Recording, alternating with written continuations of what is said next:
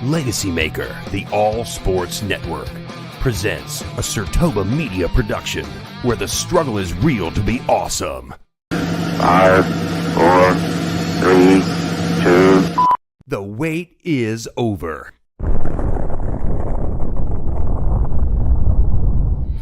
He hasn't even played a full rookie season yet. He just started this year. Why are you going to give this kid a $210 million on paper when he's only been a rookie at 21 years old, okay? Nobody in the history of the game has done that before. Has just showed up, Johnny Go Blank Yourself, has showed up at 21 years old and got $200 and some million and hasn't even played a full rookie season in the majors yet. Drew, come on, he's an all-star. He made it to the final round of the home run derby. I mean, like, statistically speaking, he is one of the best rookies that has ever stepped foot on a baseball field. Get your popcorn ready. It's time for the In or Out sports debate with your hosts, Joey Raymond and Drew Willingham.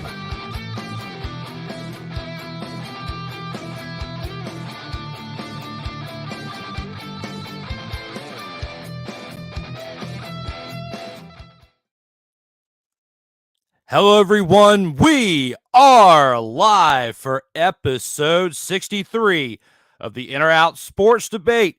I am your host, Drew Willingham, along with this week's special returning panelist. He is a Virginia Tech alumni, 8-time Vault of Fame inductee. Welcome back, our one and only JR, Mr. Joseph Raymond. Welcome back there, sir. What is up, y'all? I am ready. Let's do this thing, man. Joseph is back. We are here for episode 63 on December 13th. And guys, it has been a fun ride to start this December off. And just like always, Joey, when we get started, we have to acknowledge the Vault of Fame. Acknowledge me.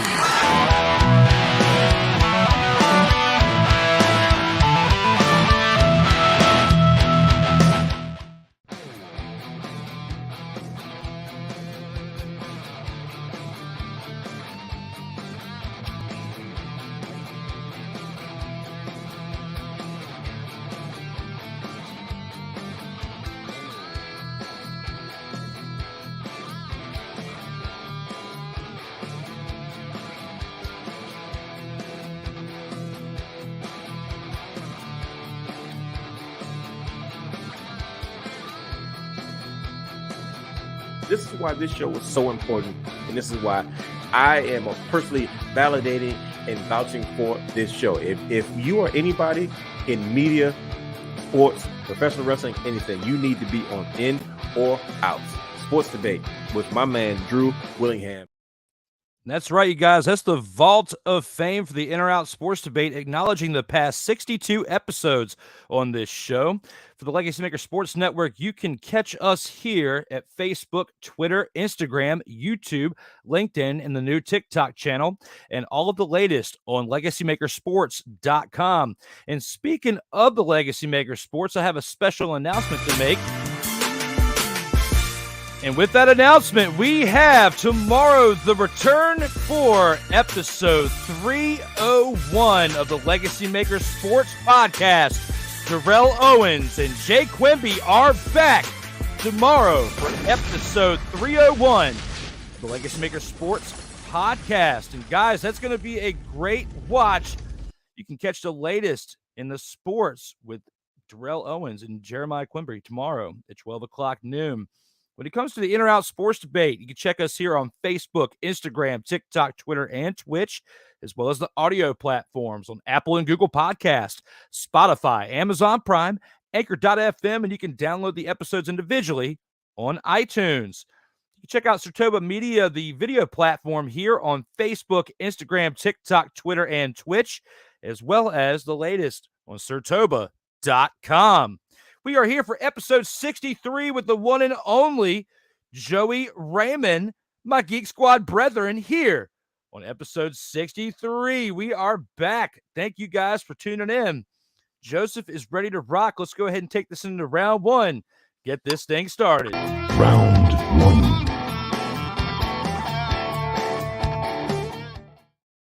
And here with round one, the 49ers proved they are ready for a playoff run this season after Sunday's dominating victory over the Tampa Bay Buccaneers. How do you feel about this one, Joey? Are you in or are you out? I'm in.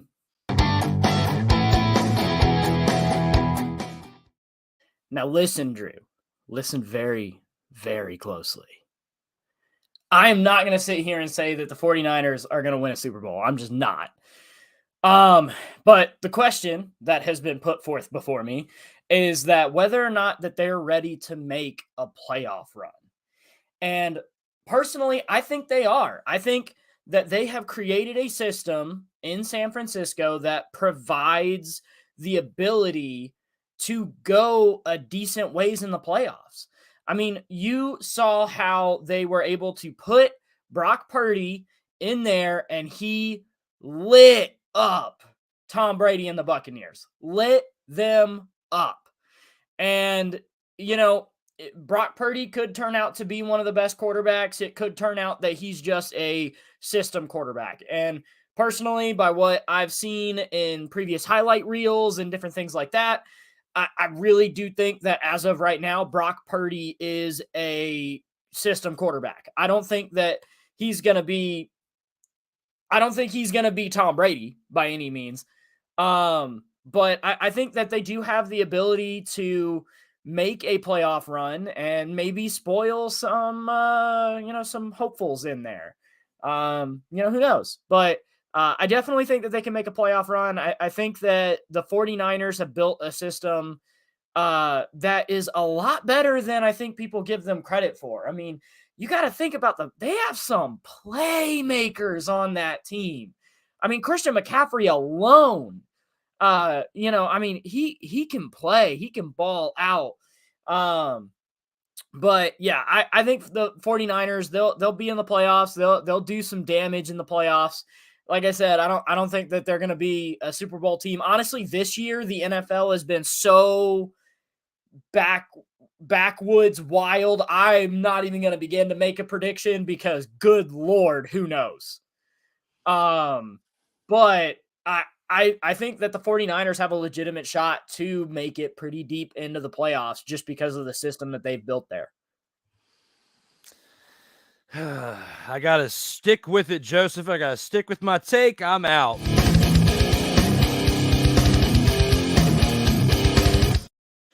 I'm sorry, Snowman, but we talked about this yesterday on the Sports Senseis Unleashed episode 1. There's a little plug, and I'll show you guys here in a few what's up with that. But when it comes to Tom Brady, I have to keep myself from getting too amped up about one Thomas Edward Patrick Brady II.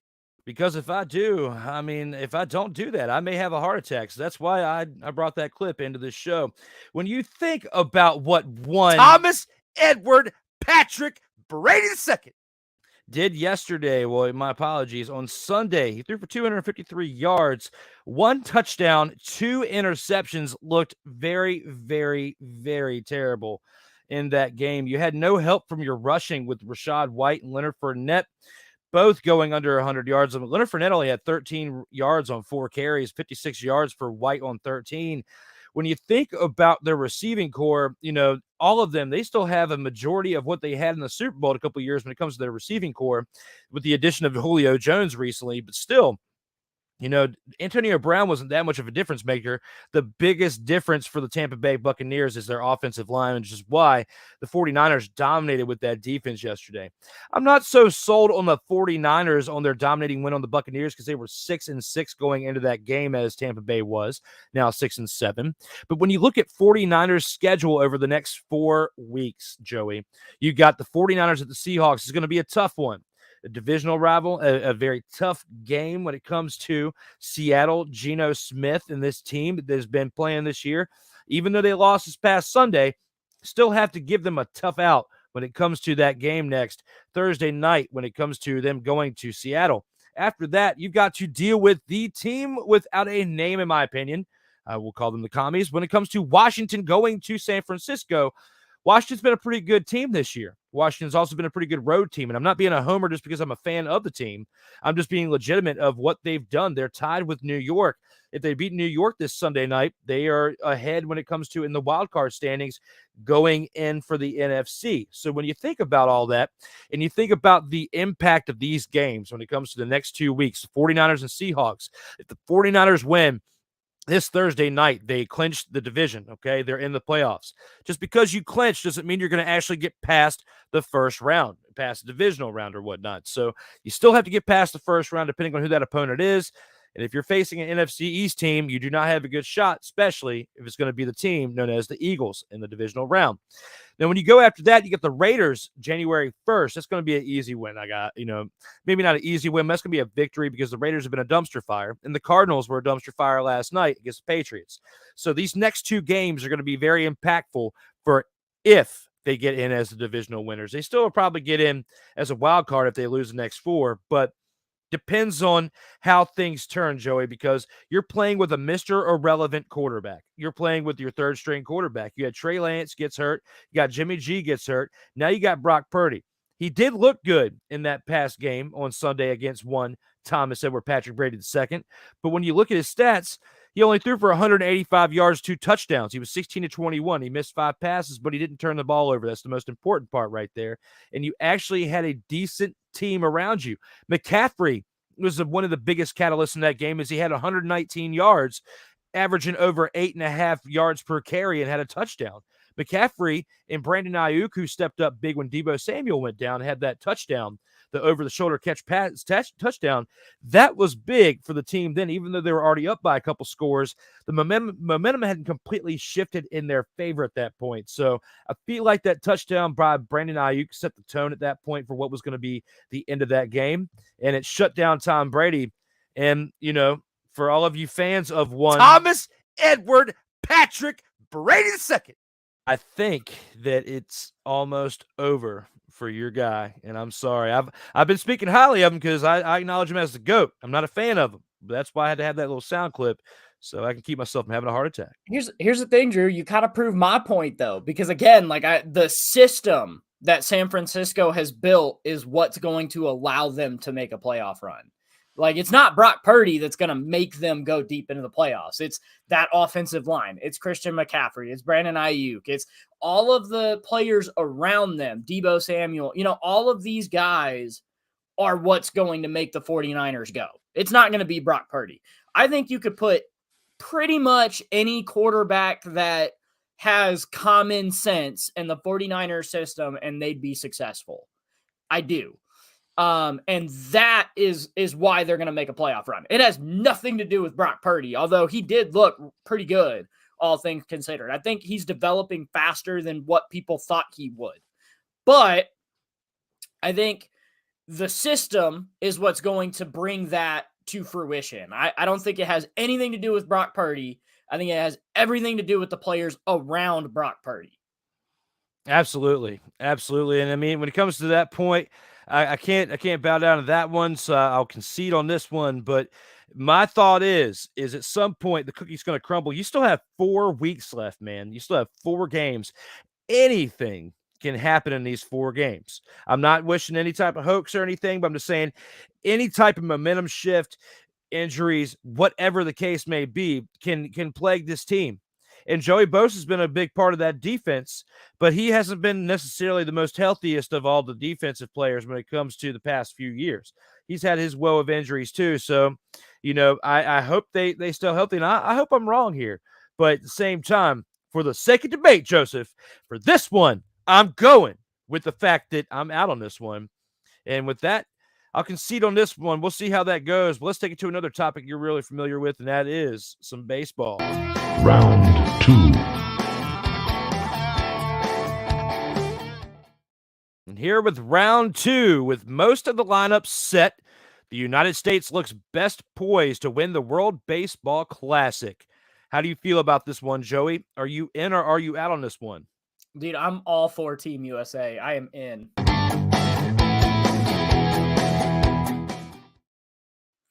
I love Team USA's roster from Max Scherzer, Jacob deGrom, Garrett Cole, Justin Verlander. Right off the bat, they have one of the best rotations in the entire Classic. They do need to watch out for Japan and their rotation as well, and then the Dominican has a really good rotation too. They have one of the best outfielding cores with Aaron Judge. I know you hate the guy, but Bryce Harper, Mike Trout, Mookie Betts. And then they have a star-studded infield highlighted by guys like Nolan Arenado, Paul Goldschmidt, Trey Turner is on that roster. I mean, this is an all-star lineup. Like, I mean, if we voted for the all-stars in the middle of July, a huge majority of them are on Team USA. I mean, it is incredible how many players are going to be playing for Mark DeRosa. I mean, it is fascinating. I think the two biggest worries here in the World Baseball Classic are going to be the Dominican and Japan. Especially with what Japan has to offer pitching wise, but I do love the United States. I love the lineup. I think there's a good balance of defense and offense with guys that get on base and then guys that hit home runs. And it'll be right towards the end of spring training. So they'll have a couple spring training games under their belt. They'll have a little bit of warm up and then they'll go play in the Classic. And I mean, it's going to make for a lot of really good baseball to start the baseball season this upcoming year. And I am stoked. I don't think I've been this excited for a Classic since they started it. I mean, and that includes like the 2018 team that had like Adam Jones and a lot of the same guys, honestly, Max Scherzer and Jacob deGrom and all those guys. It was just such a great Classic. And, it was unfortunate how it kind of played out in some of the games, but I feel really confident in Team USA this year. I really feel like they put together a really solid lineup. And now that the World Baseball Classic is actually getting the media attention that it deserves, I really do believe that this could be a great thing for baseball, and I'm really excited about it. Yeah, man, I definitely agree with you on this wholeheartedly on round two. I'm in as well.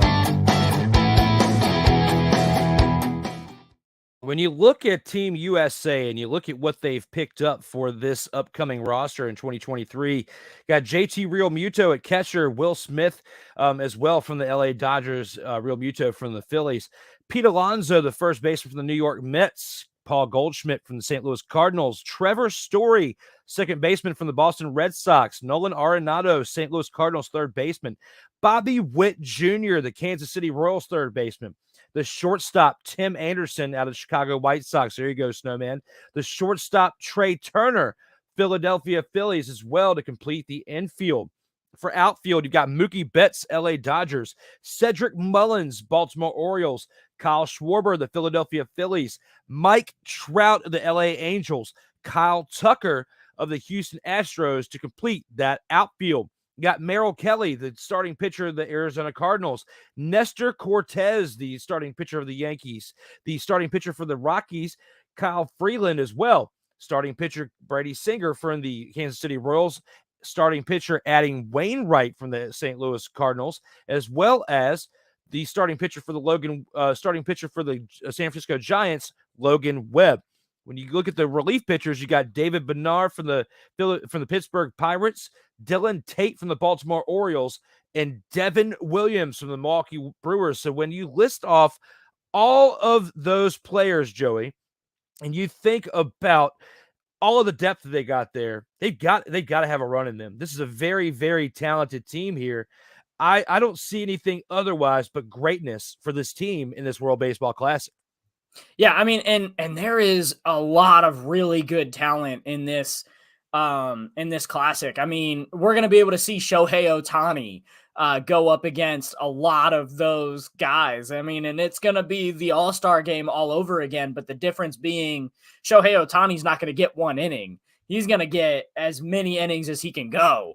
and we're going to be able to see him battle against these guys. I mean, we're going to Japan also has Yu Darvish from the San Diego Padres. I mean, like, there's so much talent. I mean, the Dominican has Luis Severino. I mean, there's just so many good players on every single roster, and the pitching is lights out. I mean, it's going to be great. I mean, I think in the Classic, I don't think there's one starting pitcher. I don't think there's one relief pitcher in any roster that couldn't be starting in the majors right now. I mean, it's going to be so star-studded with the amount of talent that they have on these rosters. It's going to be so much fun to watch. It's definitely going to be interesting. Mark it down the calendar. Get ready for this World Baseball Classic. And then speaking of things to get ready there for, Joseph, in case you guys didn't see episode 1 yesterday, let's go ahead and show you this promo for this new show.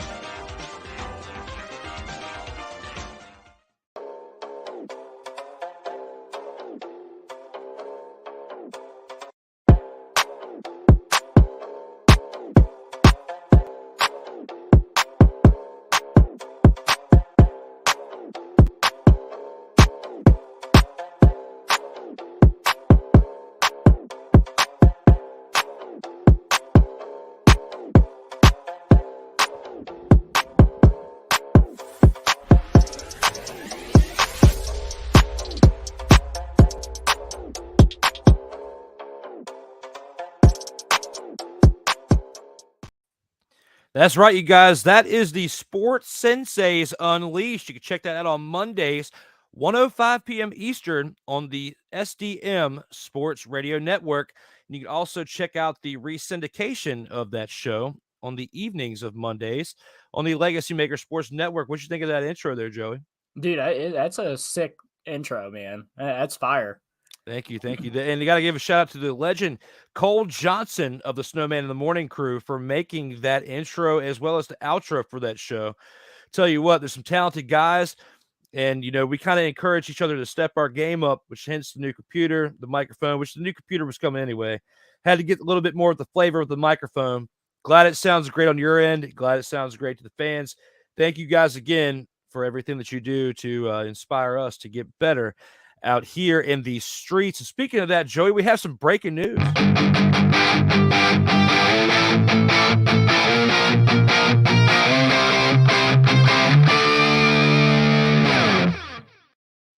And that breaking news is this. Next week, Tuesday, December 20th, 8:05 p.m. Eastern Time, we have episode 64 of the In or Out Sports Debate, the 4-Wide Edition 2.0.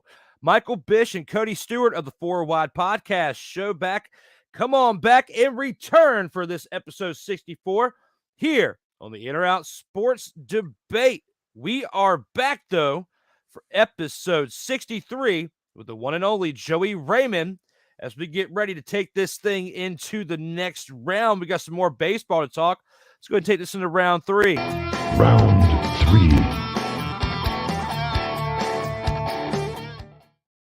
And here with round 3, Joey, a very, very good topic that was again suggested by you.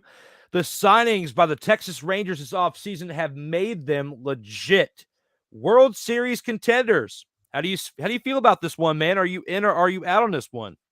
I am out.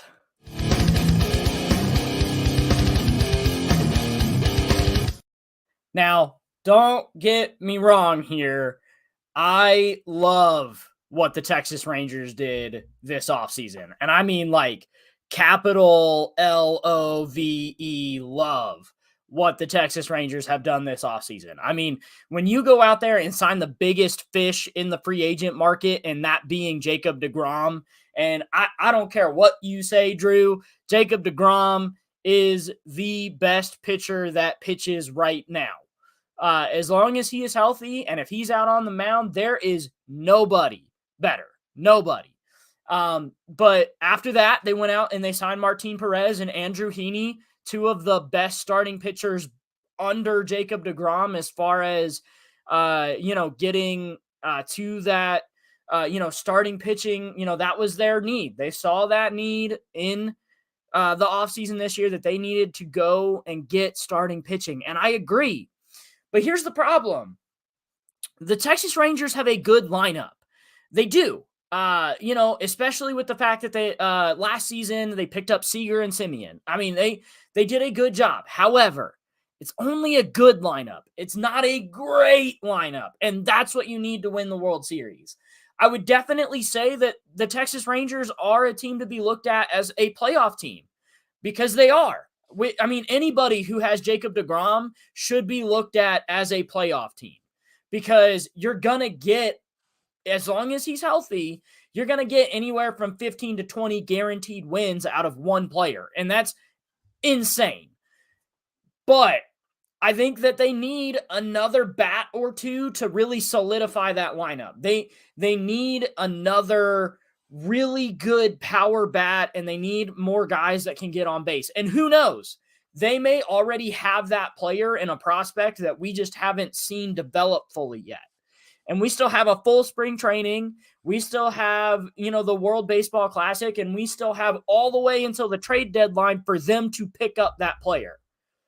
But they have not done so yet. And until they do so, until they develop that player or until they go get that player, I don't see them as World Series contenders.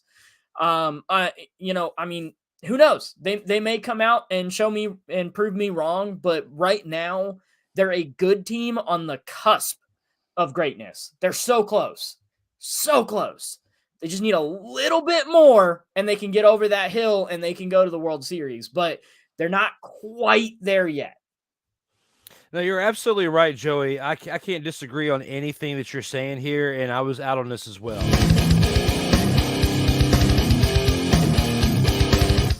I mean, everything he said about Jacob deGrom, he's a nasty pitcher. That was the best pitcher to pick up during this offseason right here. So Texas stole him away from many other teams that were in the market that he could have taken a pay cut and gone to.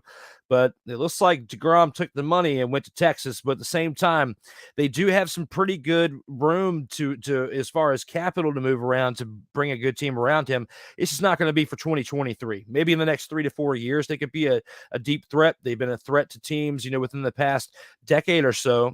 For a while they weren't, but they've been in and out of it. Pardon the pun, as far as the playoffs and things that they've been able to make happen over the course of the past decade during the run they had with like Josh Hamilton and stuff like that. But as of right now, 2023 season, do I see them as legitimate World Series contenders? No.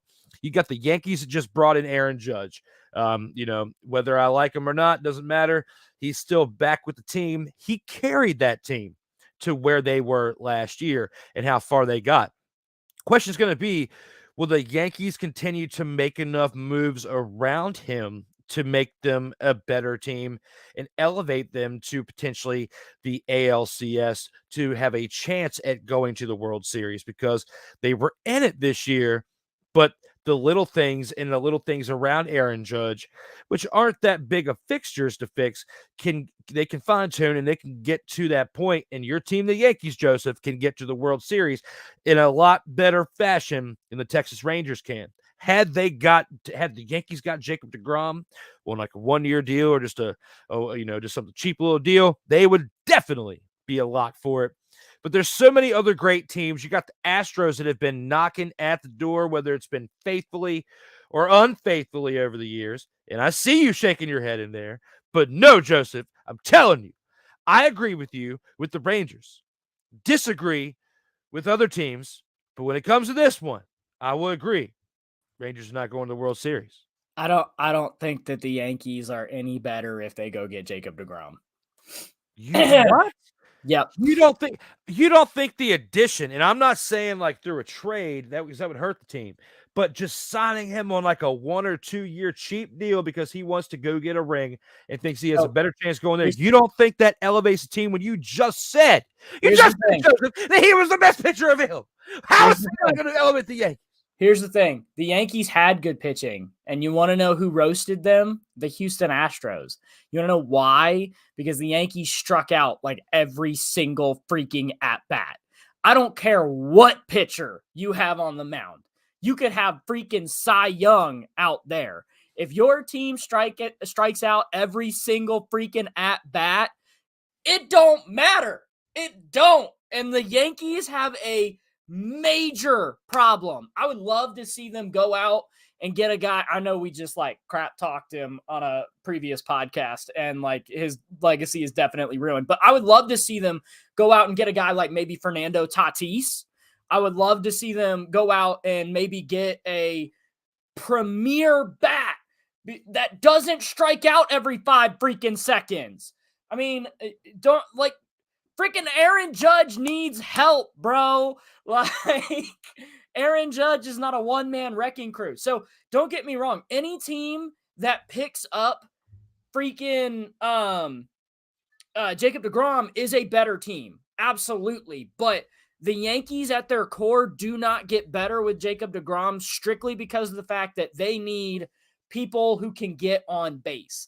That lineup is nothing but people who strike out. Nothing. And that is a problem. And so if you go out and get somebody who gets on base and who can protect Aaron Judge, that will be better. So yeah, I do love the Yankees. They are my American League team. I love Chicago on the National League side. I'm a huge Cubs fan too.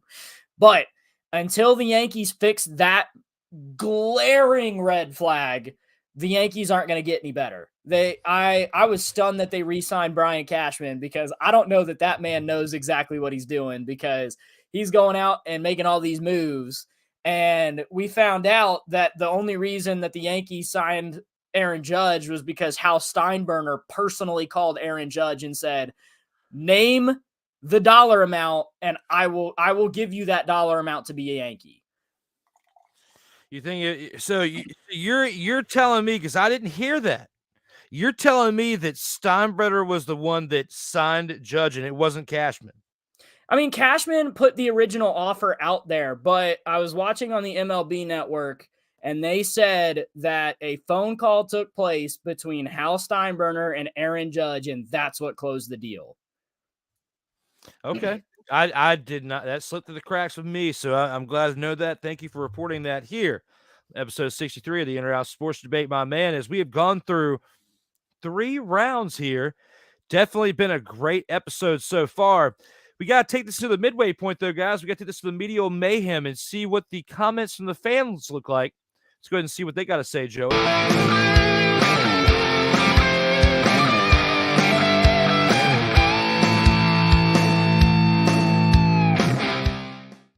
And the comments from the fans, man, they get interesting every single time. And our first commenter, he actually returned from last week. Ike doesn't give a fuck, is back. Says, what's up, guys? And you know what, Ike? I actually made something for you, man. I made this for you today to see if you would show back up. Ike doesn't give a fuck. Because you reminded me, like, this name should be in a Disturbed song because they're like, when they're like singing in a song. So, like, that's why I had to do it. I'll do it one more time for you, Ike. Ike doesn't give a fuck. Editing skills, my man. There you go, Ike. That's for you. Thank you for coming back to the show. Let's go to the next comment. And before I do that, let me go ahead and acknowledge to everybody else who's watching in case they want to throw a comment while we're here. We're at the midway point of the show for the medial mayhem. Let's go ahead and see what you guys have to say. Melvin Turismo says, yo! Well, welcome back there, Melvin. Thank you for commenting. Thank you for being here. Tom Brady is done, Drew. He's done. Well, when it comes to this guy, Thomas Edward Patrick Brady II, I may have to agree with you, Ike. You know, let me just set the record straight, Ike. I am not, and I repeat, not a fan of one Thomas Edward Patrick Brady II. Okay, and if I get amped up, I might just have to click the button because I'm trying to keep myself from having a heart attack out here in these streets. What? Yes, Stone Cold, I'm trying to not have a heart attack. What? Exactly, I'm not trying to have a heart attack. What? Comes to Tom Brady, man. I'm sorry. He is not done, Ike. I part of me feels like he's going to come back next year with another team and resurrect what should be the final chapter of his career. So when you look at that, I might have to disagree with you. Melvin Turismo is back with, I disagree, Ike. He can take Miami to the promised land. What? Exactly. Tom Brady ain't going to Miami. Nah. No. There ain't no way in hell. For a while, the media was saying this.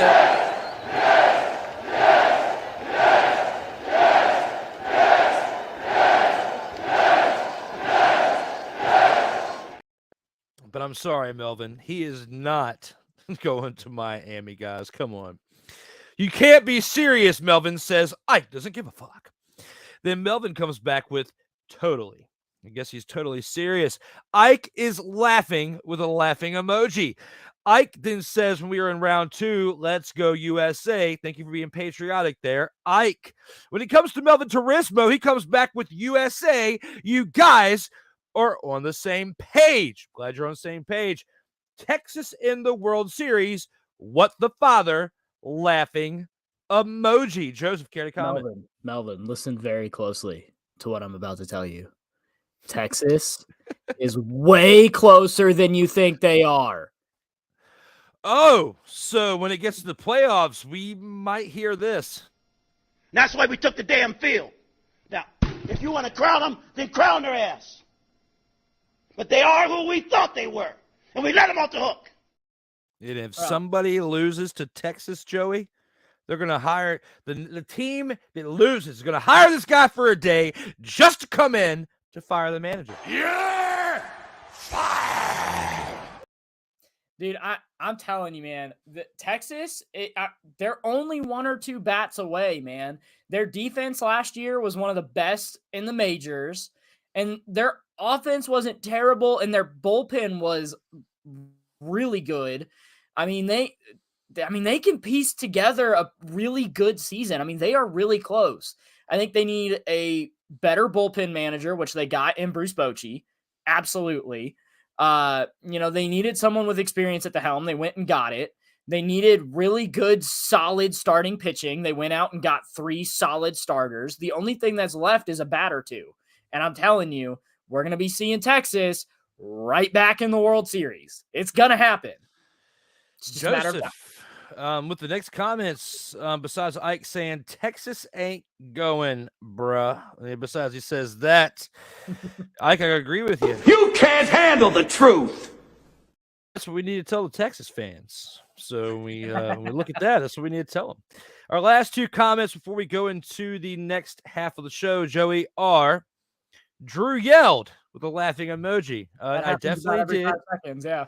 It does. It does. I get amped up. So I definitely got amped up at Joey when talking about Texas.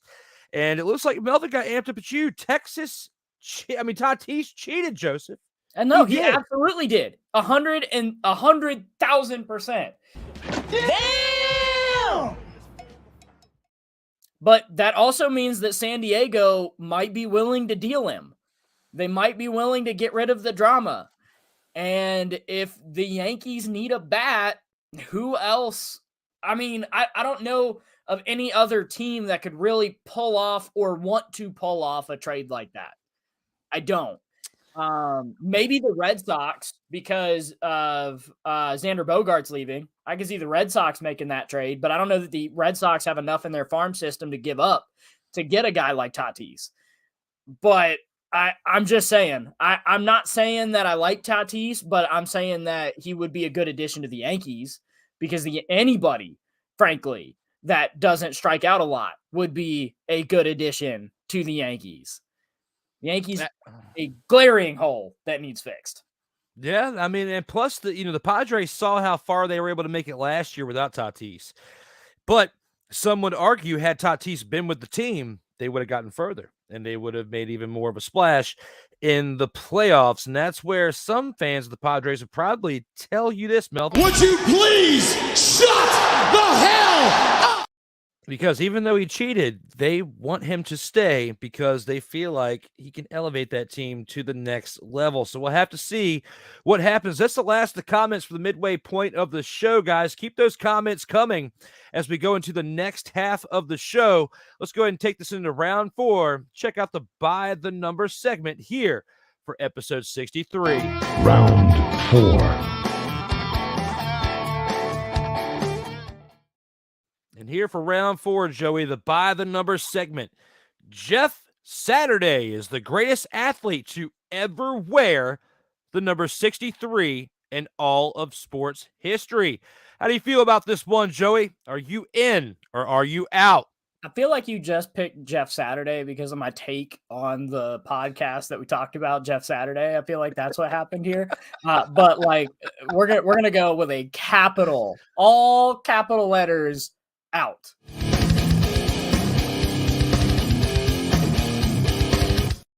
When you talk about the number 63, it's hard not to talk about Gene Upshaw. I mean, come on.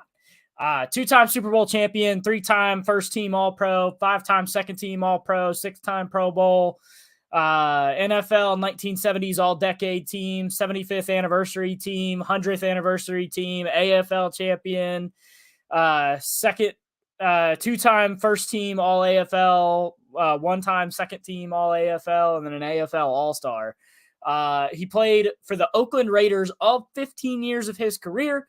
And then he played in 3 Super Bowls, and he played in those 3 Super Bowls. He played in 1967, 1976, and 1980, making him the first player to reach the Super Bowl in 3 different decades. And then went on to be the main guy for the NFLPA.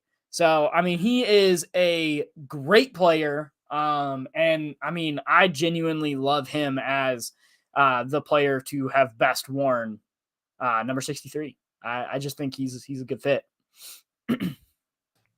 Joey, before I even give my take on this one, let's take a look at what Jeff Saturday meant to the NFL. Cold center Jeff Saturday is all right for fighting. Let's fly around, man. That's right, dude. Have fun, man. Let's beat these dudes up. It ain't always going to be pretty. Stay your guy. Fight it out, man. Let's run the freaking ball, man. Take it upon ourselves. Run the freaking ball. Saturday, number 63, is a 10-year veteran of relentless wrangling in the trenches.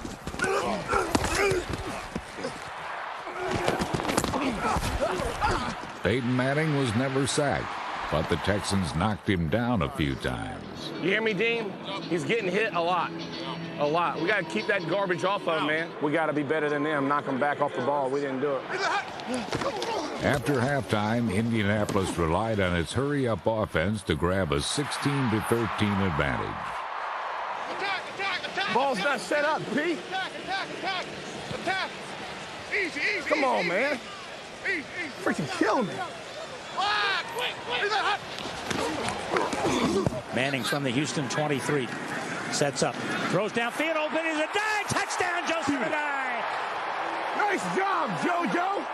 Nice job.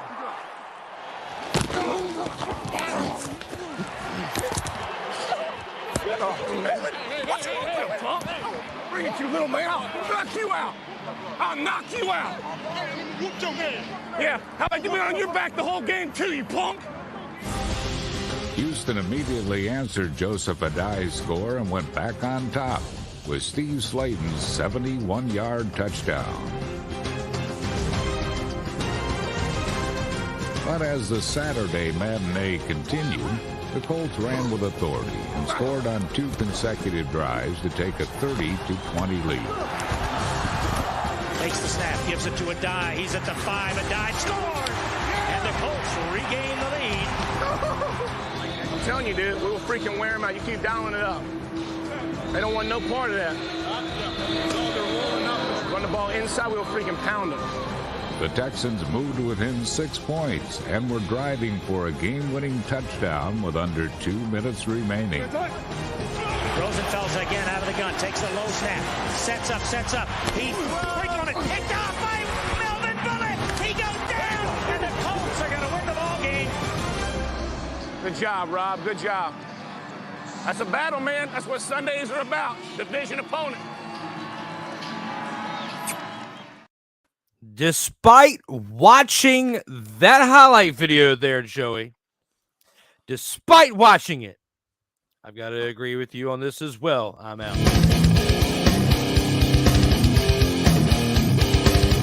When you look at the best to ever wear the number 63 of all time, you know, Jeff Saturday was great for the Indianapolis Colts for over a decade, had a pretty good time in the NFL. Now as a maybe short-term head coach in the NFL, you got to look at what Gene Upshaw meant to the Oakland Raiders there from 1967 to 1981.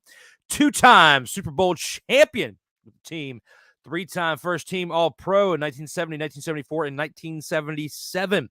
He's part of the NFL 1970s All-Decade team, part of the NFL 75th Anniversary All-Time team, as well as the 100th Anniversary All-Time team.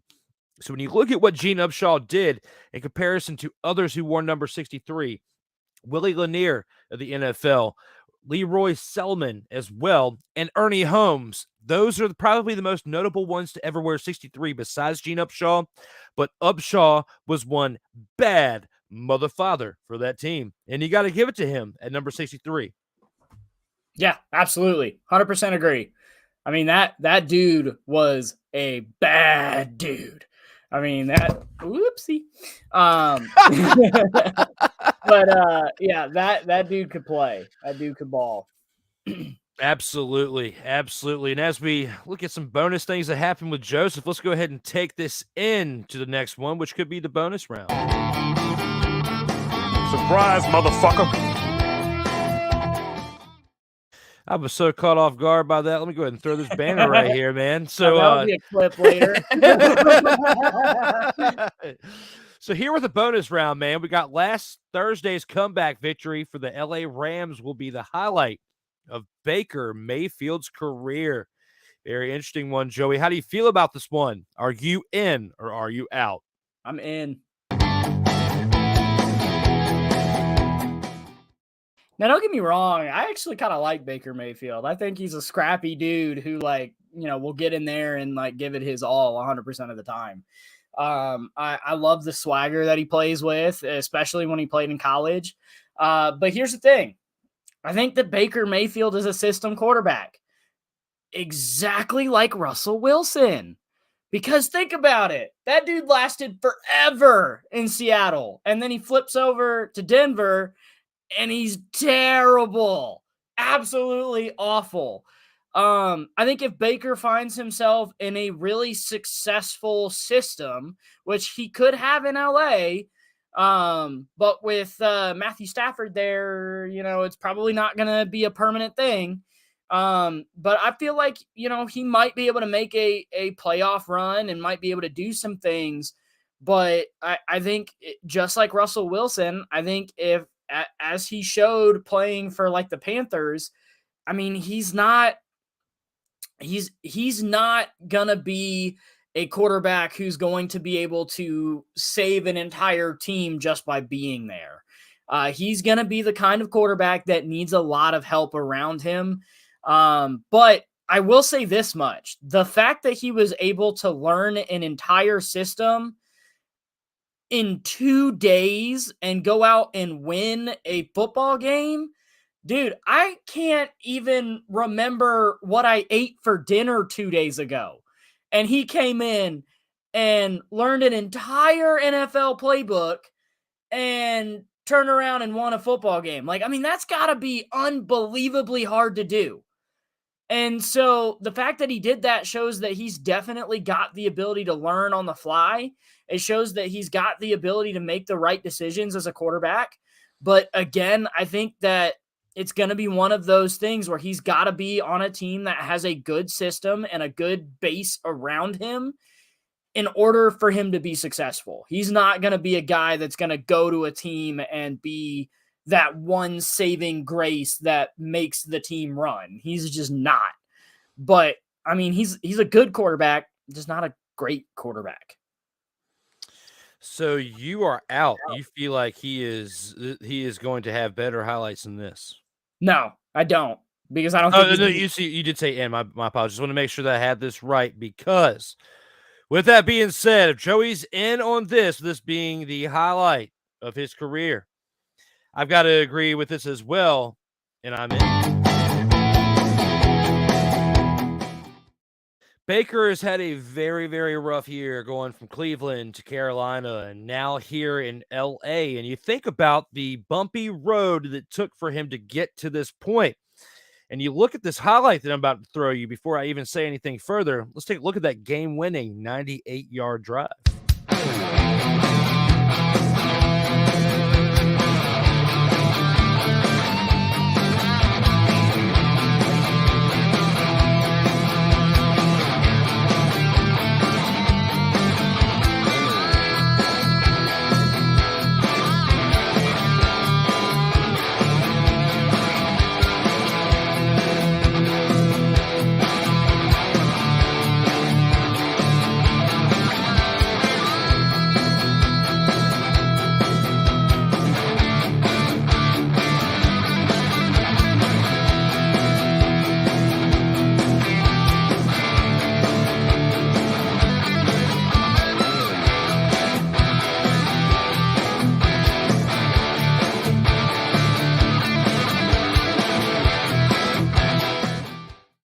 That was great stuff there, Baker, but I'm sorry.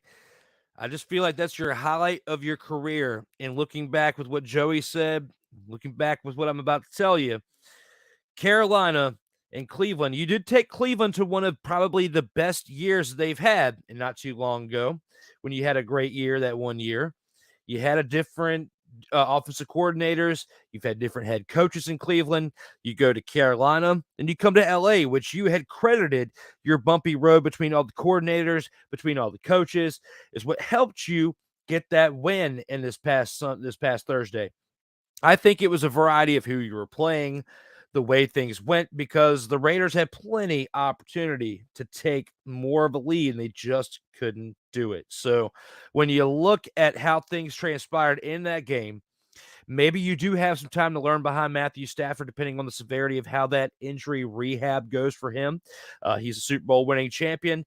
This team is still a great team, but even this team had a lot of woes before Stafford went down, as you look back on that first game of the season when they played the Buffalo Bills. So when you think about the direction of where this team's going, it's good to have Baker Mayfield as an insurance policy, but I don't think he's an elite quarterback, and I think that this is the highlight of his career. Yeah, because like I said, unless he gets a really good system around him, and I mean, he's got to have like a lot of really solid players and a really good team around him. It's not going to be him that is the difference maker. So unless that happens, which as of what I see is not going to, I think this will be the highlight of his career. I mean, and don't get me wrong, I like Baker Mayfield. I would love it if this was not the highlight of his career. I would love it if he turned around and proved us all wrong and, you know, went and balled out and became one of the greatest quarterbacks of our lifetime. I would love that. You know, but I just don't think it's going to happen. I mean, what he showed in Cleveland was good. I mean, he showed that he's adaptable and that he can learn different systems. But with the fact that he went to Carolina, and Carolina is abysmal, but when he was playing for Carolina, he had Christian McCaffrey and still couldn't really get anything going, even though, I mean, they did have a terrible offensive line and different things like that. But, you know, again, that shows me that, like, it's not Baker that's going to get a team going. They're going to have to build a team. And if they have Baker, that's okay. Baker's a really good quarterback. You know, I mean, you can be successful with a good quarterback. I mean, take the Seahawks right now with Geno Smith. I don't think Geno Smith is an elite quarterback either. He's a good quarterback, don't get me wrong, but he's not an elite quarterback. And I feel like right now that's Baker. I feel like Baker is a good quarterback, but he's not a great quarterback. No, you're absolutely right. I don't disagree with you whatsoever when it comes to that with Baker Mayfield. And, I pretty much feel like we hit it right here on the head when it comes to this bonus topic, when it comes to Baker Mayfield. Before we take it to the final round, let's go ahead and take a look at one other promo, Nat, for this upcoming show coming in January. LegacyMaker, the All Sports Network, presents a SIRTOBA media production where the struggle is real to be awesome.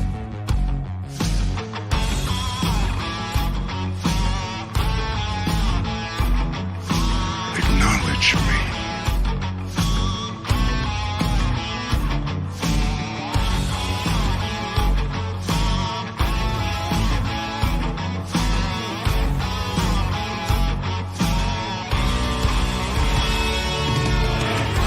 You should know your role and shut your mouth!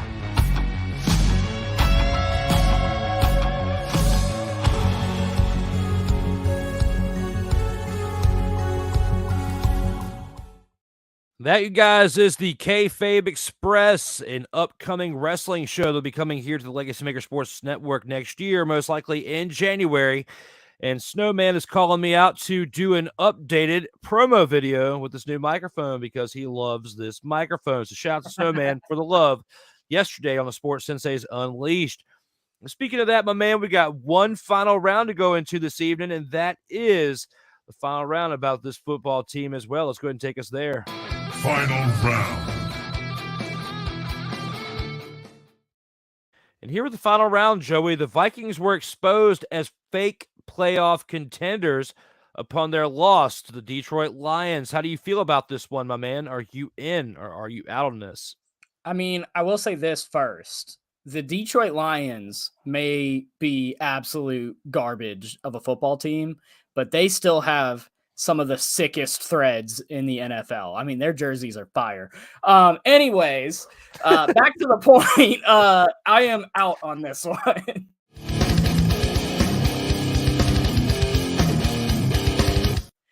Obviously, the Vikings really need help on their defense.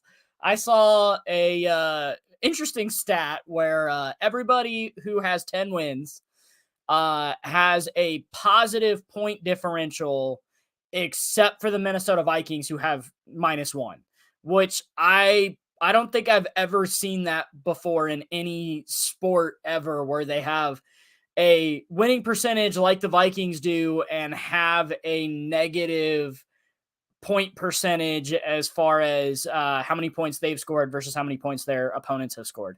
At this point, it's going to take a lot for them to miss the playoffs. I understand we have 4 games left, and there's a lot that goes up and down and sideways and whatever come playoff time. But what the Vikings have shown is that unless they can figure out a defense that works, they are going to get knocked out in the first round of the playoffs. And they need to fix that. But these guys are NFL professionals. I mean, they are they are a professional football team, and they will figure it out, and they will still possibly make it to the championship. I said that, I don't remember what podcast it was, but I said that they could very well be in the championship game, and I think that they will. I think that at the core of it, I think that the Vikings offense is really, really good. And I think if their defense sort of kind of figures it out, they get a couple guys back. They've got a lot of injuries on defense right now.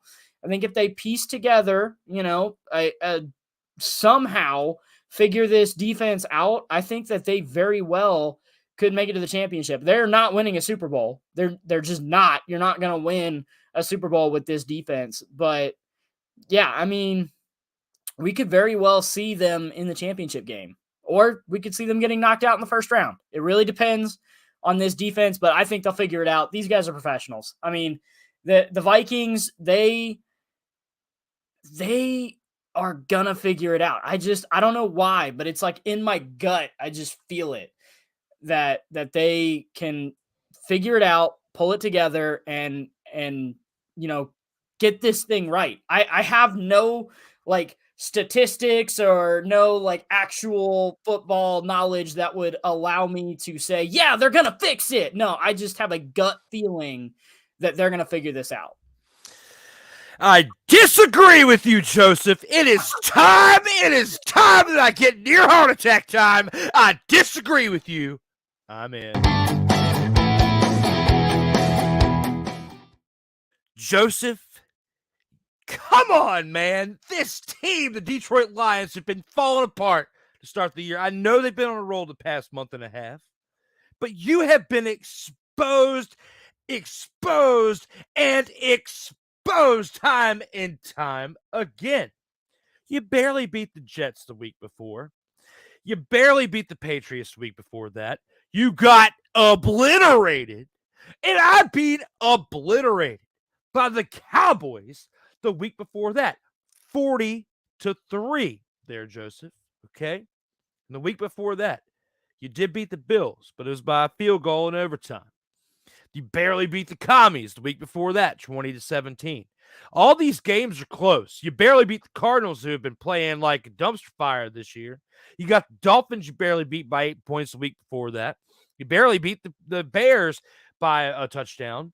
You beat the Saints by 3 points.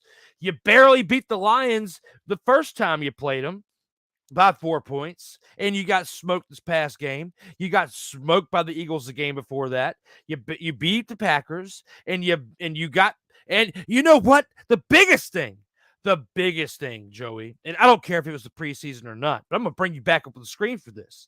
You lost to Russell Wilson and the Broncos in the preseason, okay? So when I think about that, you're playing as bad as one Thomas Edward Patrick Brady II. Right now, you are when you lose to the Lions, Joseph. See, but the one thing that good teams have in common is even when they are struggling, they find a way to win. And the Vikings have shown that they can find ways to win. And so to me, they're a gutsy team that has a lot of grit, who goes out, plays every week, and finds ways to win. Yes, they got slaughtered by the Cowboys. And yes, they lost to the Lions. But this is a team that has the ability to figure it out and win tough games. They've played close games, which tells me that when it comes into the playoff time, if it's a close game, they're not going to panic. And that's a really good trait to have in the playoffs, because you don't want to be a team that steamrolls all the way your way into the playoffs and then gets into a close game, which is what's going to happen in the playoffs. You're going to have close games. You don't want to panic in that moment. Which, that undefeated Patriots team, I think that's what happened in that Super Bowl where they lost. I think they got really confident, and then when they were put on their backs, they couldn't handle it because they had won every single game. So I think the Vikings have an advantage in the sense that they have played nothing but close games all year, which prepares them for a tough playoff slate. And I think if they can figure out this defense thing, I think that they will be a team to reckon with in the playoffs, because their offense, I have no questions about. Their offense is solid. They can score points. It's just a matter of, can their defense stop them? Which, who knows? It's not only just a matter of the defense, but when you're losing to them, by those points, I feel like that they might do a better job if they had Thomas Edward Patrick Brady II at quarterback.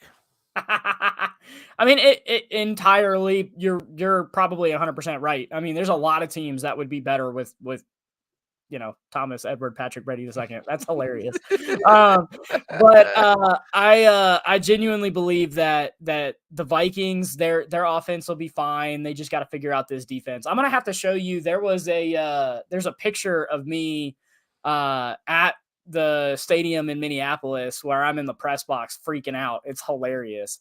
I'll have to send you that. Were you freaking out as bad as I was when I was saying Thomas Edward Patrick Brady II, or worse? Pretty much. No, it was about that energy. I was matching that energy. Well, guys, we've had a great time here on this episode for episode 63. We've only got a little bit more left. And with that said, it's time that we acknowledge something It's Joey's turn to acknowledge another time in the Vault of Fame. Acknowledge me.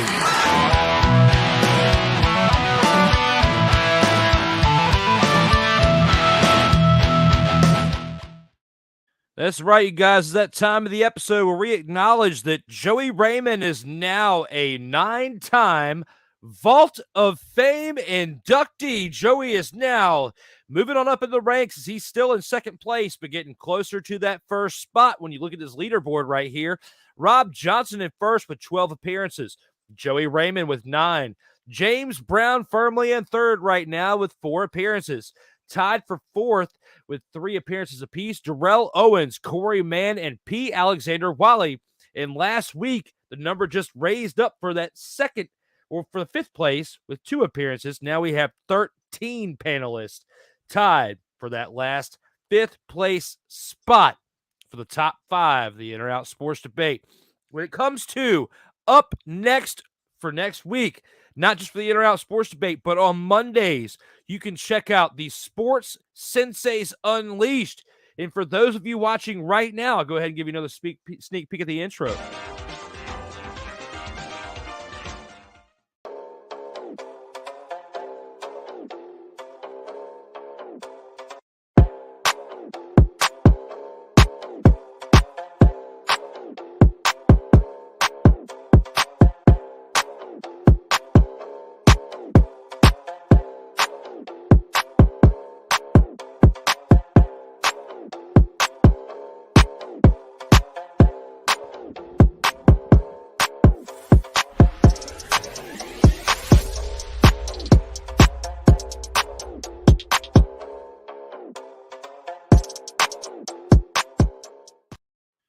And that's right, guys. On Mondays, 1:05 p.m. Eastern on YouTube on the SDM Sports Radio Network, you can find the Sports Senseis Unleashed.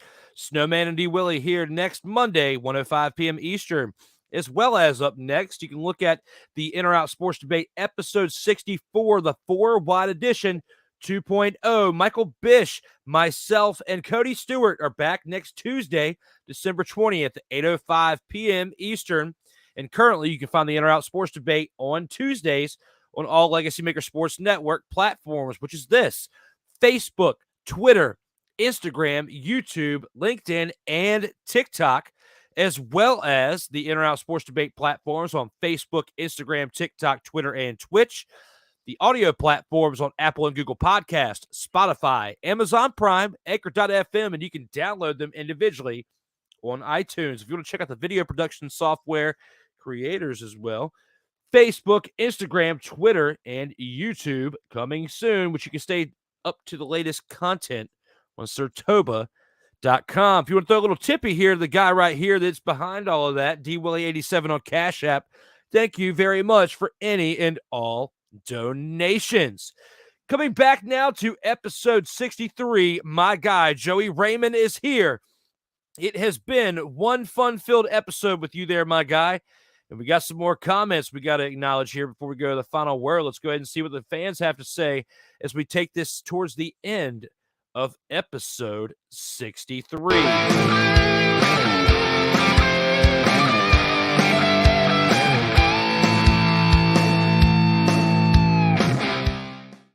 And here for the final comments of the show. The guys keep them coming. As we went back to this, and we were talking to the Best Everywhere 63, Jeff Sunday all day and my book. English, motherfucker, do you speak it? His name's Jeff Saturday, Ike. Sorry, but it's Jeff Saturday, not Sunday. Sorry, Ike. Melvin even corrects you and says Saturday, Ike, and I disagree, bruh. Comes back with the fire. Damn! Guys, cool it down here in the comments. Ike says he wins on Sundays, bruh. Don't mock a G. That's terrible. Even Ike's over here saying this. You can't handle the truth. And it's not unusual for people out here to say, don't mock a G. It's not unusual to be loved.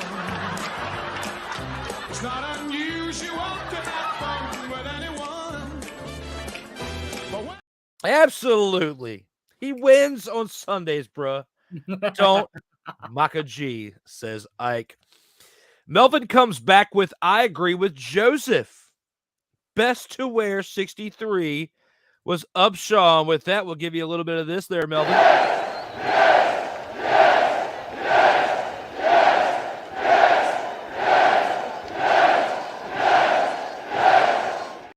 Keep the comments coming, fans, if you want to get acknowledged. Let's go ahead and take it going with this. Baker will win a Super Bowl in LA in the next 4 years. Joey, I'm gonna give you the floor with this one, my man. I don't even know how to respond to that because I mean Matt Stafford's the QB, and I don't think that Baker Mayfield is going to outdo Matt Stafford. Because like here's the thing, Matt Stafford was good even in Detroit. Like he proved that he was an elite quarterback even playing for Detroit, who is terrible, absolutely awful. And then goes to LA and immediately wins the Super Bowl because they put a team around him that, actually could play. Like, I don't think Baker is gonna outdo Matt Stafford. I just don't. Ike doesn't give a fuck. This is what I gotta say to you. Stay off the weed. And most important, would you please shut the hell up? Because you have to play good just to get to this point. What's that? Playoffs? Don't talk about it. Playoffs? You kidding me? Playoffs? Ike, the people are laughing at you right now.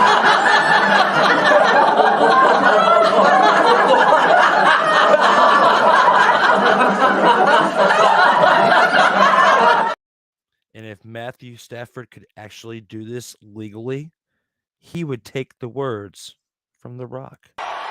You see, The Rock is going to take his boot. Oh, no.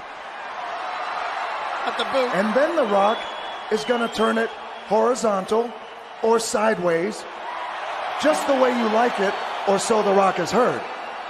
Wait a minute.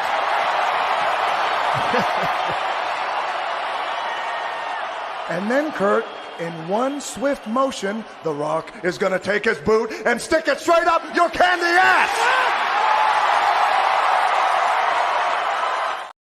I'm sorry, Ike, but he's not winning a Super Bowl in the next 4 years. Let's see what else we got here in the comments. Oh, hell no, Joseph, says Melvin. He disagrees with you on your take on their Baker Mayfield. Oh, well. Ike even spoke up for you and said, let the man speak, Melvin. Melvin comes back with laughing emojis just like we were. Vikings will beat the 49ers in the playoffs, says Ike doesn't give a fuck. And with that, before we even answer that, I'm going to come back with this. Ike doesn't give a fuck. Fuck. I'm sorry, Joey. What do you got to say to that? I mean, it's you know how what was that show, Mythbusters? How they would have the different things. That one would be plausible, is what that would be, but unlikely. Well, you know what, Ike? You know what the Vikings need to do a little bit more before they even get to the point to where they can actually beat the 49ers in the playoffs? They need to do a little bit more of this. But we talking about practice, man. What are we talking about? Practice? We talking about practice, man. We talking about practice. We talking about practice. We ain't talking about the game. We talking about practice, man. When you come in the arena and you see me play, don't you? Absolutely. You see me give everything I got, right? Absolutely. But we talking about practice right now. Because people are talking about that practice right now, and they need to do a little bit more of that if they're actually going to beat the 49ers in the playoffs. So, Ike, I love your energy, but... would you please shut the hell up? Because I feel like, Ike, I really feel like you're doing this right now.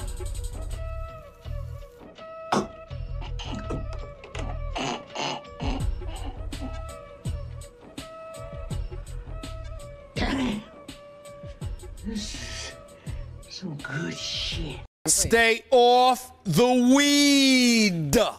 And Ike. Ain't nobody got time for that. And if Charles Barkley were to look in on this situation right now, That's terrible. I'm just saying, Ike, come on.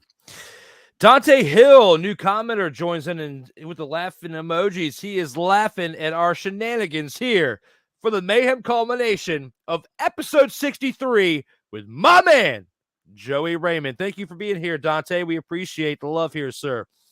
It's the Eagles' year. Joey, I'll give you the floor on this one. Do you feel like it's the Eagles' year with how they've been playing? Good Lord. I don't even know where to begin. Like I said earlier in the podcast, I just genuinely don't have a freaking clue. I don't. I don't know if it's the Eagles. I don't know. I genuinely don't know. I mean, heck, like one of the wild card teams that sneak in here at the end, whether it's the Commies or the Jets or the Patriots or whoever, man, I genuinely, I don't even know where to begin making a prediction for the Super Bowl this year, because this year's NFL has been so up in arms and so wild to watch. Like, you know, we started the year and we were like, oh yeah, these teams are going to be great. And then like none of them were. And then we were like, oh, now these teams are going to be great. And then they suck now. And so like, I mean, who would have thought that we'd be talking about the Jets possibly making it into the playoffs? I mean, come on. Or even the Commanders making it into the playoffs. I mean, both of those teams last year, I get it, Drew. I get it. But I mean, who would have thought that we would have been talking about these teams making it into the playoffs? It baffles me, man. Baffles me. You know what?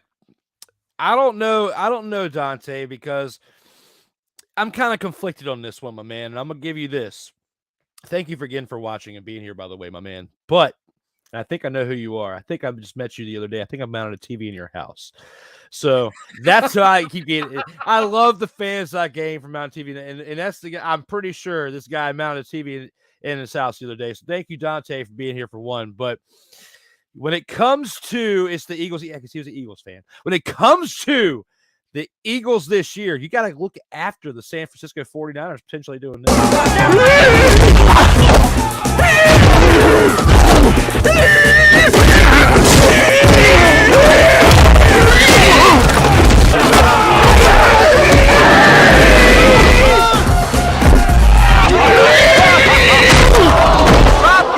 Looks like Boucher knocked him out cold.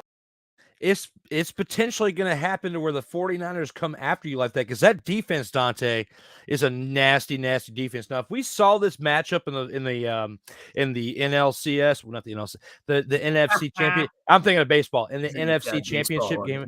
I know, because we were talking about earlier. The NFC championship game. If you had the Eagles and 49ers, that would be a great matchup. The best defense in the league potentially against the greatest offense in the league for this year. Not a greatest of all time. No, I'm not going to go that far. But the greatest one of this year, the Eagles have been dominating. And me as a Washington fan, I have to sit here and wholeheartedly tell you that the Eagles are the best team in NFC East. However, and I mentioned this with Dante the other day, and it being at his house, and I mentioned this with other people as well throughout this entire year. How awesome would it be, even if the Eagles just run away with the NFC East, that you have the 3 wildcard teams as Washington, New York, and Dallas. Now, it's going to be hard to pull that off considering there's other teams in the league that deservingly should be in the wildcard chase. But 2 of those NFC East teams, I believe, will be in that wildcard spot at the end of this season. There's still 4 weeks to go, Joey. We'll have to see. Potentially, we could see all 4 teams come from the NFC East. And this Sunday night's game, when it comes to Washington and New York, is going to be a very, very huge matchup. And when you think about Sunday. Washington's coming in just like the Terminator, Joey, saying this. I'll be back.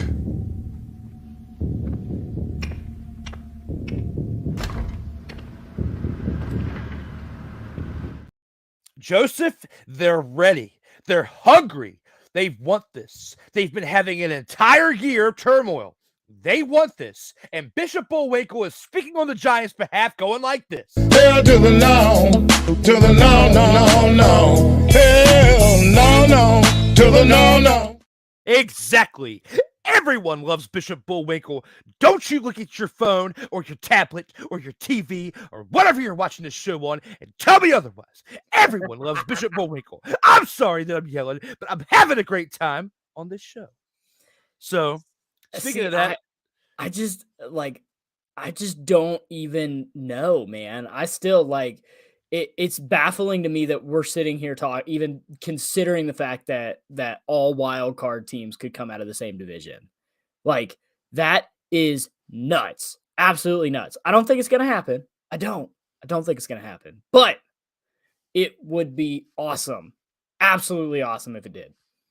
yeah, it would. It definitely would. And Dante responded with "yep." So I'm guessing that my my spot on memory was there for this late in the day on Tuesday. Thank you for being here, brother. I appreciate all new fans and for what you do out there in these streets with trucking and stuff. Because without you and the transportation, we would not get our stuff down out here in these streets. Don't sleep on our defense. Hey, I'll give you this: your defense has played very well, but let's keep it real, okay? When you think about your defense in comparison to the 49ers defense.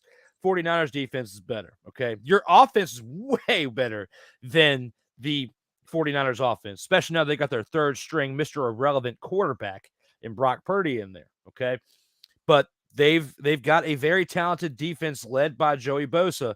I'm not saying you're going to get smacked in the mouth like Pat McAfee says on his show. You may not.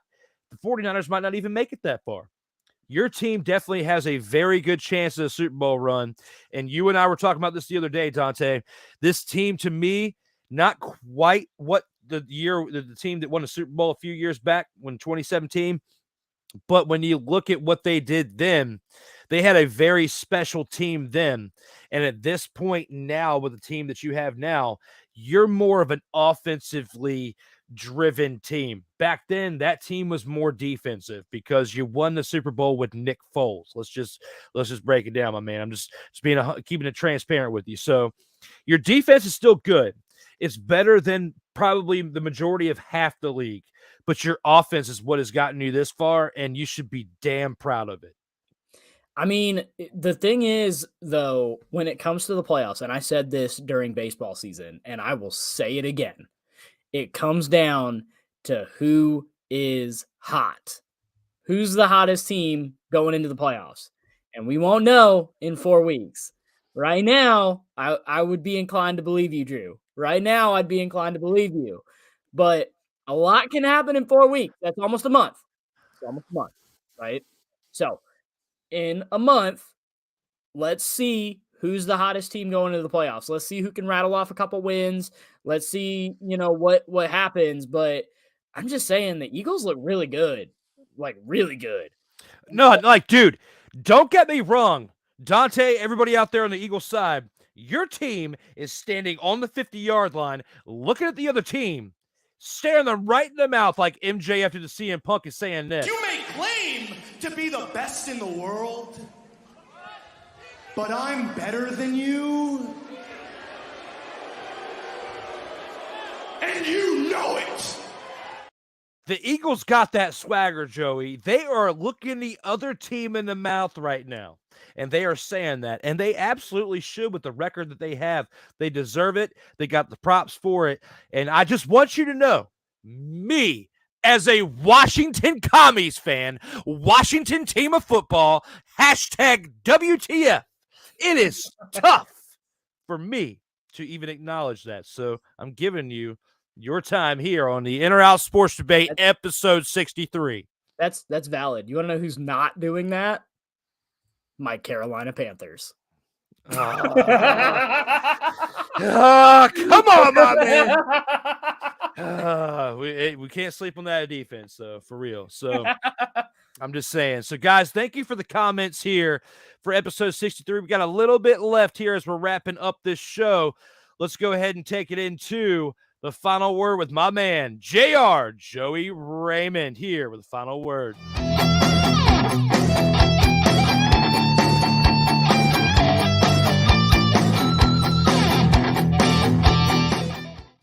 Isn't that some mother, father, and badass music? I'm sorry, Right? I'm jamming. but I'm me and my straight guy in a garage, I may have slapped a chord or two on some of this stuff, but my guy Austin, as he gets the credit in the outro that you'll see here in a few minutes, guys, my guy can strum a chord. My guy can do awesome voiceovers as you hear the wait is over. Get your popcorn ready. That's my guy Austin, voiceover specialist, guitar specialist. We are organic, Joseph, here on the In or Out Sports Debate. I'm so hyped. Day has sucked, but with you, my man, it has been great. And I'm giving a precursor to my final word. I'm sorry, but that was a great intro. Joey, what do you got to say here for your final word? Dude, I just honestly, like, I'm just glad that I can do this. I'm grateful that you allow me to come back on the show every couple weeks, and it's always good to see you. And I probably won't really get a chance to like deep dive with you before Christmas. So, I just wanted to wish you Merry Christmas, and that's pretty much all I had for my final word. I'm just enjoying the moment, man. This is fun. Like I get to do this, and I'm very, very blessed to be here and get to enjoy spending time with fellow Geek Squad peeps and enjoying talking about sports. It's not something that a lot of people get to be blessed with. There we are, guys. We are the Geek Squad peeps. Look at that beard, dude. I'm sorry. That beard, that bandana. Now everything's out of control with the hair after it's been growing for 2 years. But thank you for the great sentiments, Joey, and the feeling is mutual. As I can't thank you enough for giving me the availability, for yourself to be here every couple of weeks, and we do this thing here on episode 63. Before we get back to that, just like Joey said, just as appreciative for him, 58 episodes this year, guys. Started this thing back in 2020. 4 episodes, 2021 in November of 2020, I did 1 episode, had 5 total episodes coming into 2022. My work schedule, like he said, with Geek Squad, with what I do with security work and home theater, very busy, but I love this. This is my passion. If you go back and you look at the things I do on YouTube, just search my name, Drew Willingham. I'm not like, a megastar, but you search my name and videos come up. Done a lot of work. I love what I do. Been doing this for about 20 years since I was in high school, working on video productions. As you see, when I have a good time with saving myself from a heart attack, when I speak of this person, Thomas Edward Patrick Brady II. And when I do stuff like that, it's fun, man. It's fun. And when I think about keeping myself from a heart attack and I say things like this, Ike doesn't give a fuck.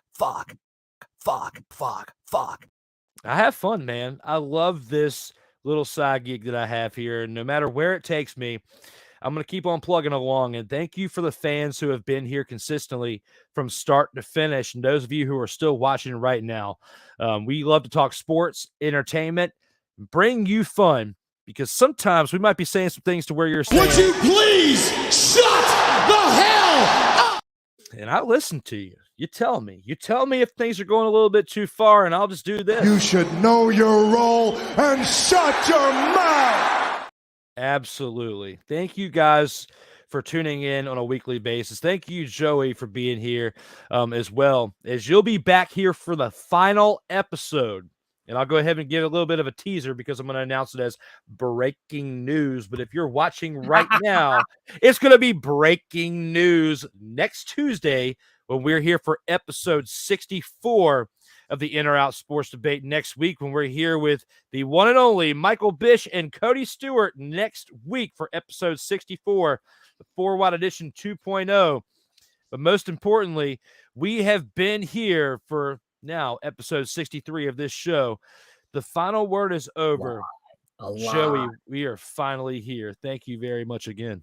Yeah, dude, no problem. I love doing this. I think it's a great thing to just be able to get on here. I know that at least for me, we drive a lot, so having a podcast to listen to is really nice. And so, if we can make one person's drive home a little bit easier, that means that we've successfully completed our mission. But yeah, I'm happy that I get to do 10 of these this year. I mean, it's a lot, But it's so much fun. Like, I mean, all the work that you put into it. I mean, it's a great production, and it's a lot of fun to be able to even just sit and do my notes and get answers to the questions, or even come up with a lot of the questions.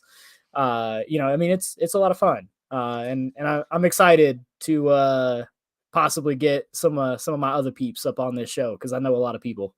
Absolutely. And before we go, guys, Joey is aspiring to, just to let my fans know, Joey's aspiring to start his own podcast next year in 2023. He's got my full support. Anything I can do to help him out with graphics or any type of video stuff, or at least point him in the right direction of what to use, what I use to get this done. This isn't rocket scientist, but it takes creativity, a driven mind, and somebody who's really passionate of what they're doing, right? I love what I do. I love what I do to not only build myself, but to build my team. I'm part of a team called LegacyMaker Sports Network. We have a lot of people on this team. I'm going to be 100% transparent with you, for those who are watching right now. Not everybody pulls their weight, okay? And this is the same thing with any company that you work at. Sometimes you have to carry on a little bit more of a load yourself. And I don't mind doing that, as I've done 58 episodes this year, a badass product that it will eventually continue to take off. And I am very proud of that. And it wouldn't be this way without the people that are here, Joey and the other people mentioned in the Vault of Fame. I can't do this show by myself. I can create the concept. I can make the awesome graphics and awesome videos, but it takes the participation, I should say, from the other person, the other panelist, to come here ready, locked, and loaded. And I know what I'm getting with JR, Joey Raymond, every single time he shows up here. That's why he's here every 2 weeks, and I'm hoping that soon, and I hope this is not a spoiler alert, I'm hoping that very soon we can have a trios edition or some trios editions with some other people that one JR knows. So those of you who are watching right now, thank you very much for the participation in the comments. Thank you very much for being a fan. Joey and I only have one more thing left for you to check out right now, and that is one badass outro. Everybody do me a favor, do Joey a favor, do everybody here a favor, and stay safe out there in these streets. For myself, Drew Willingham, and Joey Raymond, we'll see you next time.